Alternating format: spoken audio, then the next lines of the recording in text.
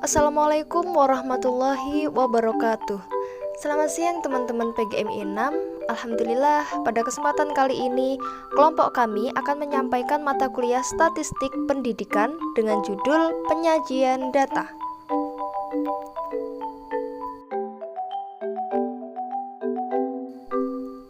Kelompok kami beranggotakan 4 anak. Yang pertama, binti Khairatul Lailiyah. Yang kedua, binti Nurul Lailatul Qadriyah. Yang ketiga, Rian Hidayat. Dan yang keempat, Umi Rahmita Silvia.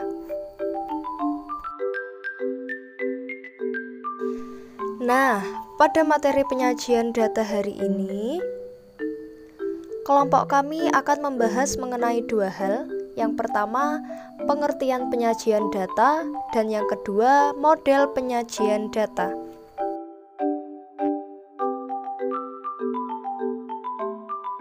Untuk pembahasan pertama mengenai pengertian penyajian data. Penyajian data adalah aktivitas yang dilakukan oleh seorang penelitian, baik itu individu atau berkelompok, untuk melengkapi proses pembuatan laporan atas hasil penelitian kuantitatif atau kualitatif yang telah dilakukan, sehingga bisa dianalisis sesuai dengan standar keilmiahannya. Juga ada beberapa tokoh yang mengemukakan pendapatnya mengenai penyajian data. Di antaranya menurut Rorschach, penyajian data dilakukan untuk menganalisis masalah agar mudah dicari pemecahannya. Penyajian data juga dilakukan untuk mempermudah melihat gambaran di lapangan secara tertulis. Selanjutnya menurut Yuni, penyajian data adalah rangkaian kegiatan dalam proses penyelesaian hasil penelitian dengan mempergunakan metode analisis sesuai dengan tujuan yang diinginkan. Hal ini dilakukan guna mempermudah data-data yang telah dikumpulkan. Dan yang terakhir menurut Bambang Wijarnako, pengertian penyajian data ini adalah bagian integral dalam pembuatan laporan penelitian yang disusun dengan langkah sederhana, tetapi membantu setiap orang untuk dapat memahaminya. Nah, dari beberapa pendapat tokoh yang telah saya paparkan tadi, kelompok kami menyimpulkan bahwa penyajian data merupakan salah satu kegiatan dalam pembuatan laporan hasil penelitian yang telah dilakukan agar dapat dipahami dan dianalisis sesuai dengan tujuan yang diinginkan. Data yang disajikan harus sederhana, namun mudah untuk dibaca dan juga jelas. Selanjutnya akan disampaikan oleh rekan saya, kepadanya saya persilahkan. Yang selanjutnya model penyajian data. Data yang dikumpulkan dari lokasi penelitian pada umumnya belum teratur dan masih merupakan bahan keterangan yang sifatnya kasar dan data mentah. Karenanya ada 2 bentuk penyajian data statistik, yaitu tabel dan grafik. Yang selanjutnya tabel. Tabel adalah alat penyajian data angka dalam bentuk baris-baris dan kolom-kolom.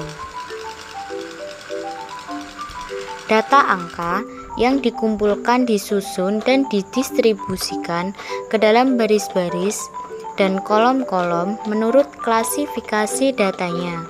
Pada dasarnya terdapat 2 jenis tabel yang lazim digunakan dalam deskripsi data, yaitu yang pertama tabel kontingensi, yaitu tabel yang mendeskripsikan 2 variabel faktor atau lebih dalam satu perpaduan baris dan kolom.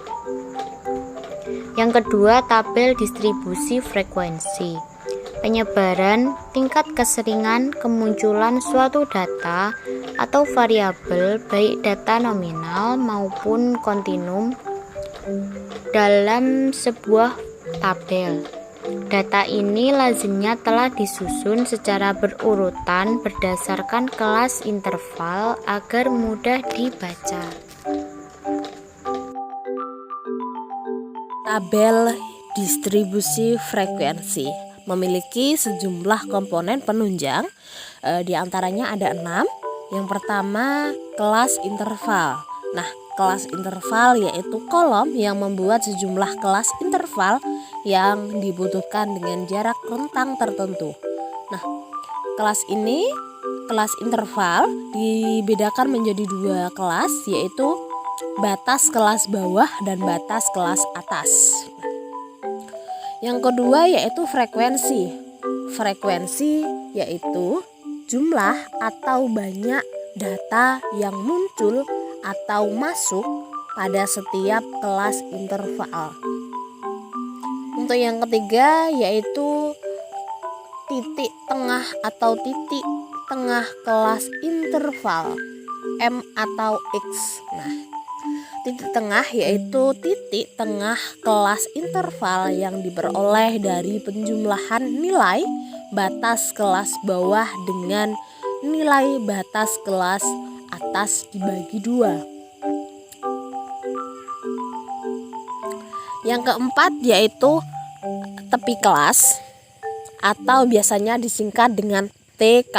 Nah, tepi kelas ini yaitu nilai tengah antara batas kelas atas suatu kelas interval dan batas kelas bawah suatu kelas interval di atasnya.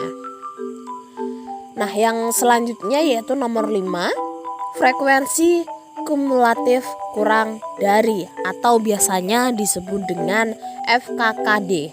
Nah, FKKD ini yaitu jumlah frekuensi kumulatif yang dihitung dari tepi kelas ke bawah. Dengan kata lain, FKKD yaitu jumlah kumulatif data di bawah tepi kelas setiap kelas interval. Nah, untuk yang terakhir nomor 6 yaitu frekuensi kumulatif lebih dari atau biasa disebut dengan FKLD. Nah, FKLD yaitu jumlah frekuensi kumulatif yang dihitung dari tepi ke atas, tepi kelas ke atas.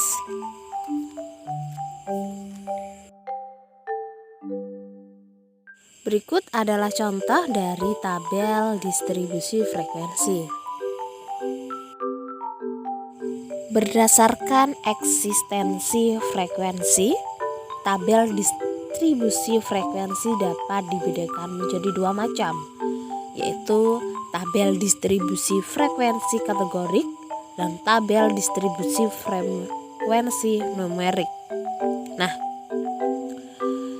tabel distribusi frekuensi kategorik yaitu tabel yang frekuensi data variabelnya dinyatakan berdasarkan data-data yang diskrip atau dikategorikan bahkan terkelompokkan. Nah, sedangkan tabel distribusi frekuensi numerik yaitu tabel yang frekuensi datanya variabelnya dinyatakan berdasarkan data kontinu.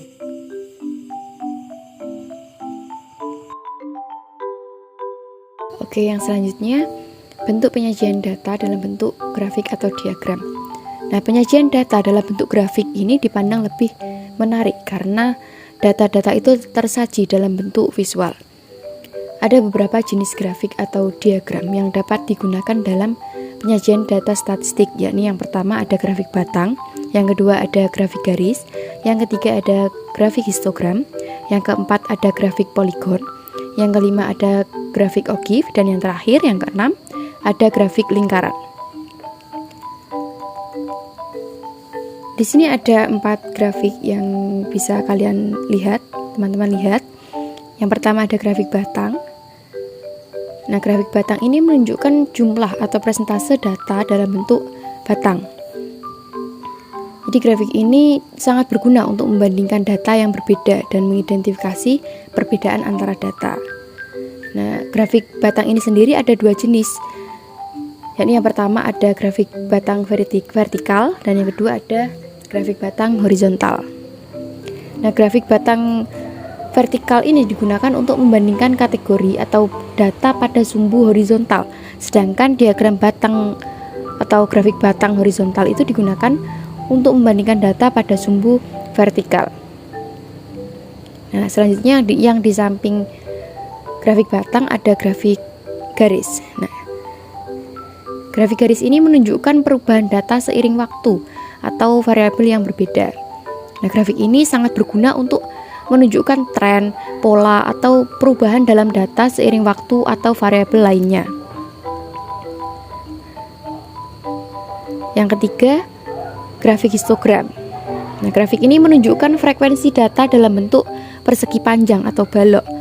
Dan grafik ini sangat berguna untuk menunjukkan distribusi data dan frekuensi kemunculan data. Selanjutnya, grafik poligon.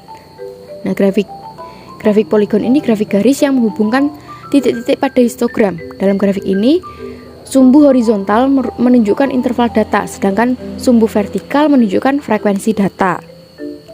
Grafik poligon ini sangat berguna untuk menunjukkan distribusi data dan pola-pola yang mungkin terdapat pada data.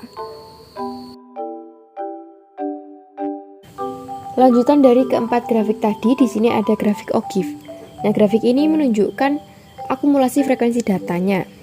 Nah, dalam grafik ini, sumbu horizontal menunjukkan interval data, sedangkan sumbu vertikalnya menunjukkan akumulasi frekuensi data. Nah, grafik OGIF ini sendiri sangat berguna untuk menunjukkan jumlah atau proporsi data yang melebihi atau kurang dari suatu nilai tertentu. Dan di samping grafik OGIF ada grafik lingkaran. Nah, grafik lingkaran ini menunjukkan presentase data dalam bentuk lingkaran yang dibagi menjadi beberapa bagian. Jadi setiap bagian mewakili presentase dari keseluruhan data.